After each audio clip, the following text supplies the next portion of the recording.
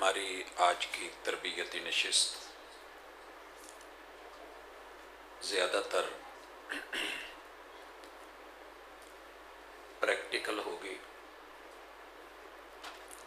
अमली तौर पे हज और उम्रे को कैसे अदा करना है। अल्हम्दुलिल्लाह वस्सलातु वस्सलामु अला रसूलिल्लाह।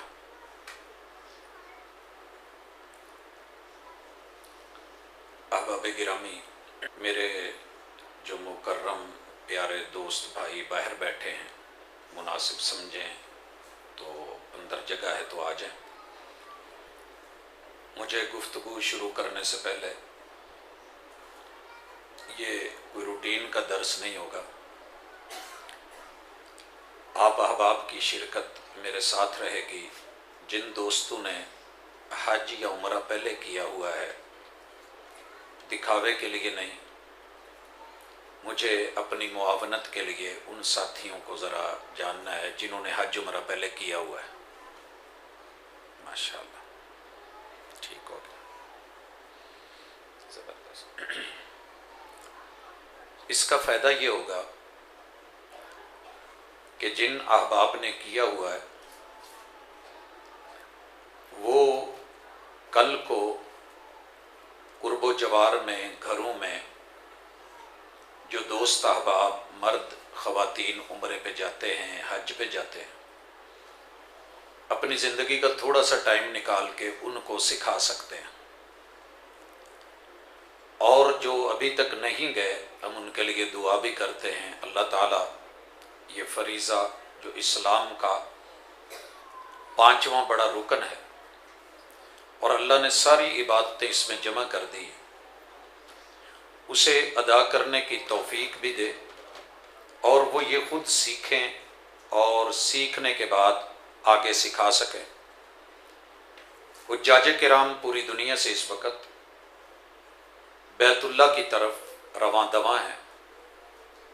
क्या करना है, क्या अंदाज होगा, क्या तरीक़ाकार होगा, इंशाअल्लाह हम जगहों की निशानदही के साथ आज तकरीबन 30 के करीब मक्का के कुर्बो जवार की जगहों को पढ़ेंगे, क्योंकि मकान के साथ और ज़मान यानी वक़्त के साथ हज का ताल्लुक़ और उम्रे का ताल्लुक़ है। सबसे पहली चीज़, 5 और 2 7 मुकाम हमने पूरी तवज्जो के साथ पढ़ने हैं। उनमें इन चीज़ों का ताल्लुक़ मीकात से है।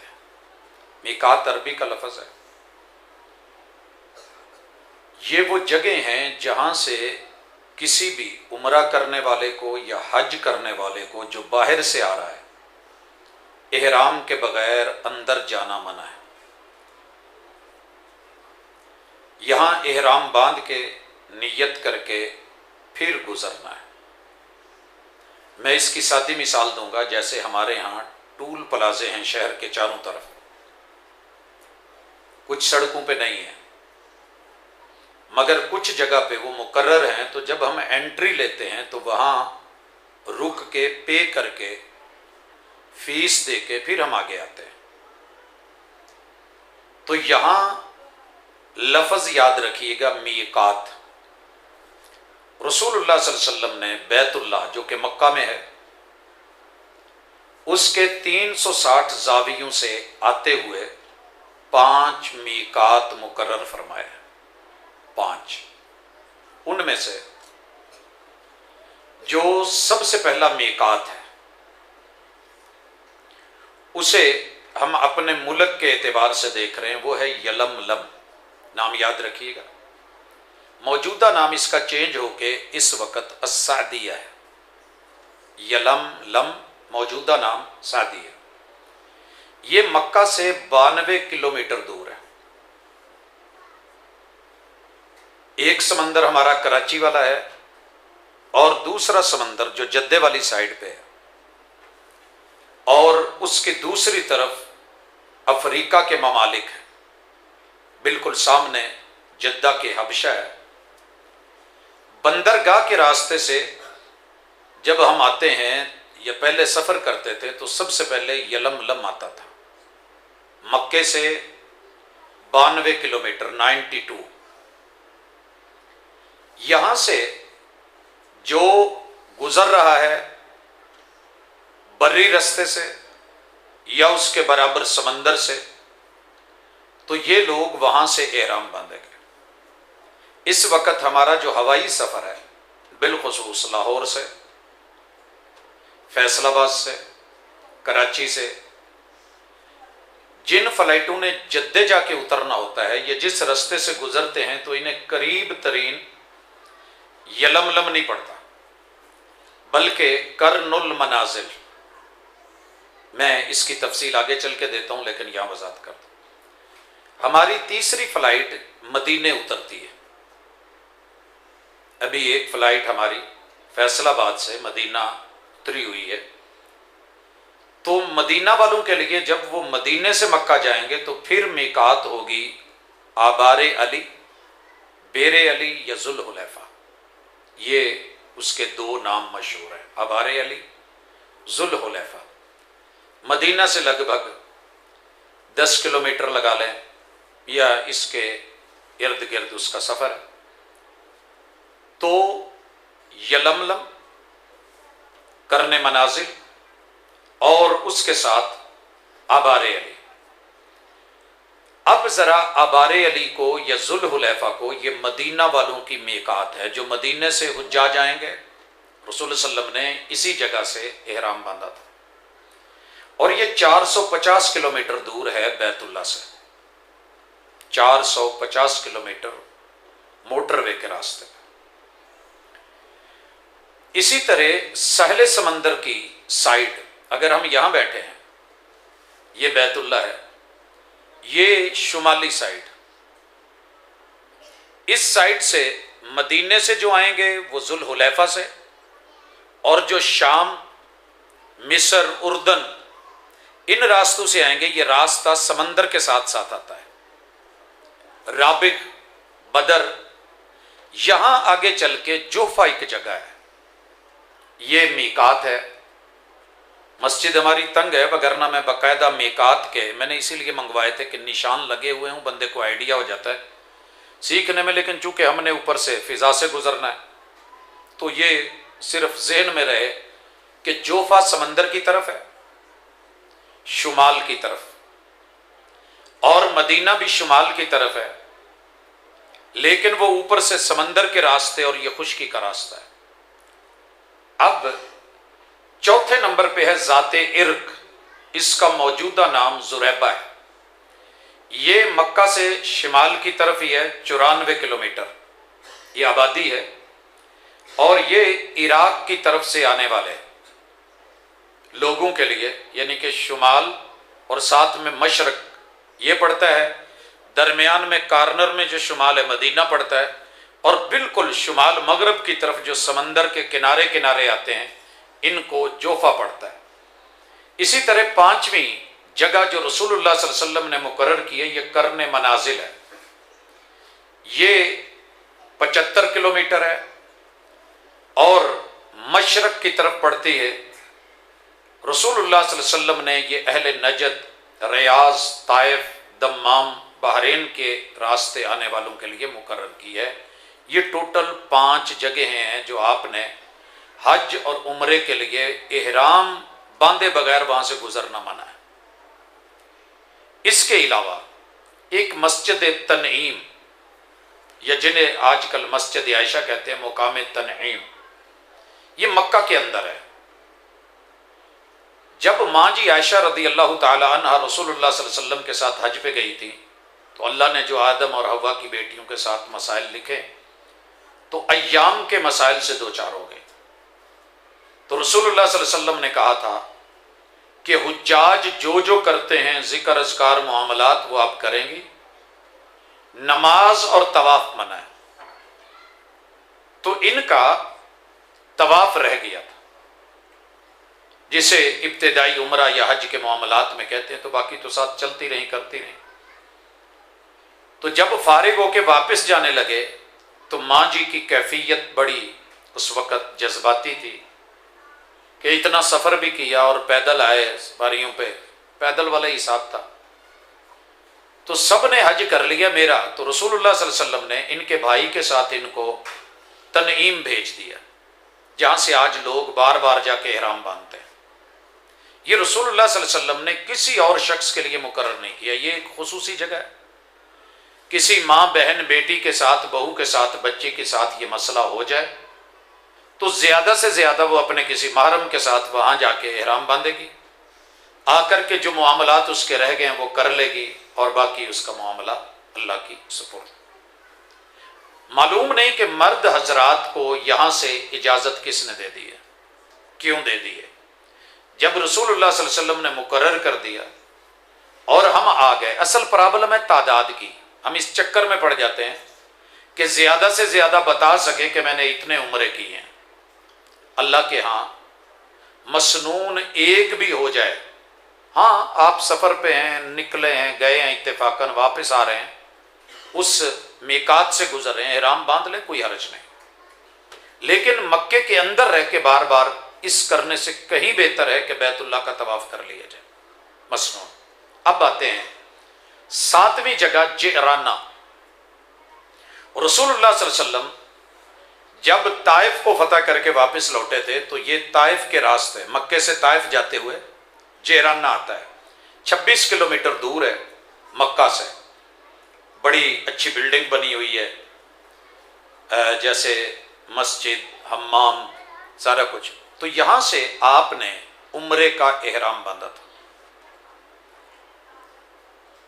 इसे आपने मीकात मुकर्रर नहीं किया, हुदूदे हरम यहां खत्म होते हैं और रसूलुल्लाह सल्लल्लाहु अलैहि वसल्लम ने उसमें दाखिल होते यहां से एहराम बांध लिया। आज भी जो लोग ताइफ के रास्ते वापस आते हैं तो यहां से एहराम बांधते हैं।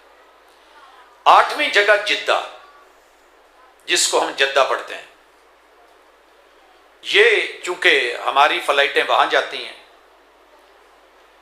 ये तारीखी खित्ता है, इलाका इसका तिहामा है, बुहैरा अहमर के साथ है, और ये इस मगरबी साइड पे बैतुल्लाह के पड़ता है।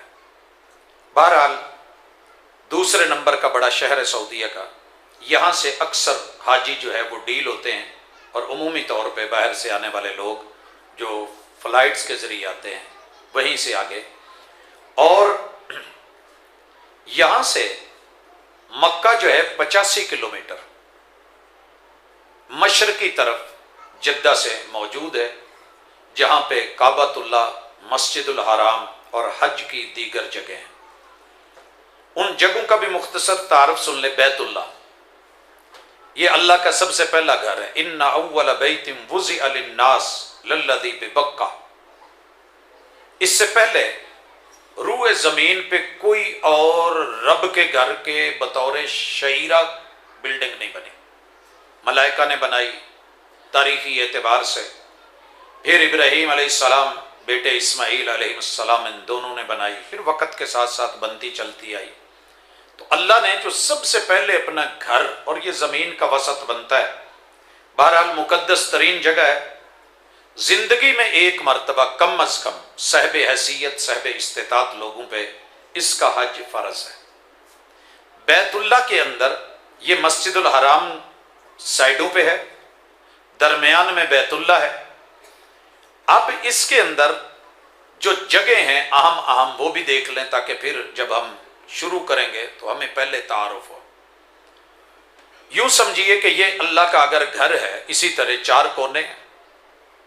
जो जगह बची हुई है हतीम, जितने कुर्सी इस तरह पीछे को खाली लेकिन छोटी सी दीवार बनी हुई है, ये सारा बैतुल्लाह का हिस्सा है। इब्राहीम अलैहिस्सलाम और बेटे ने बनाया था। वक़्त के साथ साथ इमारत खस्ता हो गई। कुरैश मक्का जब बनाने लगे तो उन्होंने कहा कि हलाल का रिज़्क ला के बनाइए। तो जब वो बनाने लगे तो वो उनके एस्टीमेट में पूरी बिल्डिंग नहीं बनती थी। उन्होंने कहा जितनी बनती है बना दीजिए। लिहाजा उन्होंने इतना हिस्सा जो है वो काबा का आज मौजूद है वो बना दिया। अब इसके अंदर हतीम जो खाली जगह है छोटी दीवार वाली, ये बैतुल्लाह ही का हिस्सा है। इसके अंदर नमाज पढ़ना ये सारा रसूलुल्लाह सल्लल्लाहु अलैहि वसल्लम से जो मसनून है वो बैतुल्लाह के अंदर ही नमाज होगी। इसी तरह इसका ये वाला जो कार्नर है, इस पे हजर अस्वद लगा हुआ है। यहां से तवाफ शुरू होता है। जो चारों तरफ जगह है वो मताफ कहलाती है। मताफ तवाफ करने की जगह। इस जगह पे दरवाजा है। हजर अस्वद और दरवाजे के दरमियान चिमटने की जगह है मुल्तजम, जहां सीना लगा के रसूलुल्लाह सल्लल्लाहु अलैहि वसल्लम ने रब के साथ मुनाजात की, गिड़गिड़ाए, दुआएं मांगी। और इससे थोड़े फासले पे अगर मैं कहूं कि जितनी हमारी दीवार है, तो शायद इसके लगभग जगह मुकाम इब्राहिम मौजूद है, जिसे कुरान मजीद में अल्लाह रब्बुल इज़्ज़त ने मुसल्ला बनाने का हुक्म दिया है। और यहीं पे इमाम काबा अक्सर औकात जुमे का खुतबा और नमाज में मुसल्ला इमामत वहां पे होती है। इसके थोड़े फासले पे साथ बेरे जमजम है, जमजम का कुआं, जहां इस्माइल अलैहिस्सलाम लेटे हुए थे और उनकी एड़ियां रब की कुदरत और करिश्मे से, ये मोजज़े के तौर पे वहां से पानी जारी हुआ, जो आज तक है और इंशाअल्लाह क़यामत तक रहेगा। इसी तरह मुकाम इब्राहिम, हजर अस्वद, हतीम और बैतुल्लाह के जो चारों कार्नर हैं, ये वाला छोड़ के इस कार्नर का नाम है रुकन यमानी, यमन की तरफ आता है। यहां पे एक इबादत है, रसूल सल्लल्लाहु अलैहि वसल्लम ने जहां बैतुल्लाह को छुआ है, यहां हजर अस्वद को छुआ है या मुल्तजम। इसके अलावा आप अलैहिस्सलातु वस्सलाम ने बैतुल्लाह को किसी जगह टच बज़ाहिर नहीं किया, उसके अंदर नमाज पढ़ी है। अब रुकन यमानी और हजर अस्वद की दरमियानी दीवार, यहां भी एक खास दुआ है, वो इंशाअल्लाह हम जिक्र करेंगे। और मुल्तजम बेरे जमजम बयान होने के बाद इस कार्नर पे सीधा आगे चले जाएं तो सफा पहाड़ी है, बीच में मस्जिद हराम आती है, और इस कार्नर की साइड पे निकलें तो मरवा पहाड़ी है। इन दो के दरमियान दौड़ने की जगह है जहां साई की जाती है। ये उम्रे की हुदूद है। बाकी ये तकरीबन मैंने यहां तक 20 जगह बयान की हैं। और अब हम आते हैं एहराम की तरफ। मैं भी एहराम आप लोगों के सामने बांधूंगा। एहराम की पहले किस्में पढ़ लें। एक अकेले उम्रे का एहराम है, जब हम उम्रे पे जाते हैं। दूसरा एहराम है वो सिर्फ हज का है, हज मुफरद। तीसरा एहराम है कि जिसमें आप उम्रे और हज का इकट्ठा एहराम बांधते हैं, इसे हज किरान कहते हैं। यानी उम्रा और हज अलग नहीं है, इकट्ठे हैं। इसमें उम्रा करके 4 दिन, 5 दिन, 10 दिन, महीना रहना है तो एहराम खोला नहीं जाएगा पाबंदियों में। और चौथी किस्म जो एहराम की है, जो हम पाकिस्तानी लोग बिलखुसूस बरे सगीर के लोग बांधते हैं, वो है कि पहले उम्रे का एहराम, फिर दरमियान में वक्फा, और उसके बाद फिर हज का एहराम। इसे कहते हैं हज तमत्तो, कि उम्रा करके फ़ायदा उठा लेना, वक्फा ले लेना, सहूलत ले लेना, रुखसत ले लेना, और फिर हज का एहराम बांधना। अब एहराम से पहले एक तो यह है कि कपड़ा हलाल हो, हलाल पैसे का हो, हुकूकुल्लाह और हुकूकुल इबाद साफ करके कोशिश करें कि निकले। ये बड़ा अहम है। कल परसों में एक देख रहा था क्लिप, एक दोस्त का, बड़ा परेशान था कि पता नहीं मेरा उम्रा कबूल हुआ है कि नहीं। उसके बकौल कि मुझे उम्रे का टिकट फ्री मिला, शनाख्ती कार्ड लेने से, बनवाने से, पासपोर्ट तलक, दीगर मामलात तलक। उस शख्स का कहना है कि मैंने हर जगह रिश्वत दी है, रिश्वत के बगैर मेरा काम नहीं। खैर, अपने आप को, मामलात को साफ करके रिज़्क़े हलाल से, वलिल्लाहि अलन्नासि हिज्जुल बैति मन इस्तताअ इलैहि सबीला, कि अल्लाह के लिए हज फर्ज है जिसमें इस्तिताअत हो। इस्तिताअत माल की, जान की। माल की इस्तिताअत, अल्लाह ने माल दिया है। दूसरी चीज जान की इस्तिताअत, सेहत की इस्तिताअत। अगर खुद जा सकता है तो बिस्मिल्लाह फबिहा। अहबाब गिरामी, मुअज़्ज़ज़ ख़वातीन,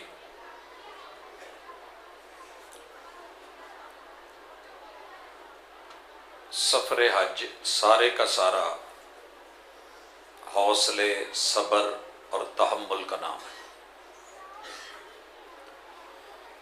इस तरह की बड़ी सारी रुकावटें सफ़र में आएंगी, वहाँ पे झगड़ा, फजूल गुफ्तगू, लड़ाई, जिदाल, इसकी शरीयत ने पाबंदी लगाई है, ये नहीं होगा। शायद लाइट का बार बार डिस्टर्ब होना, करना हमारे लिए इसी तरफ इशारा है। मुझे अब अमली तौर पे कि अपने जान माल के मामलात को देख के इहराम की चादर और कपड़े, औरत के लिए जो भी सातिर लिबास है, पाँव के नाखून से लेके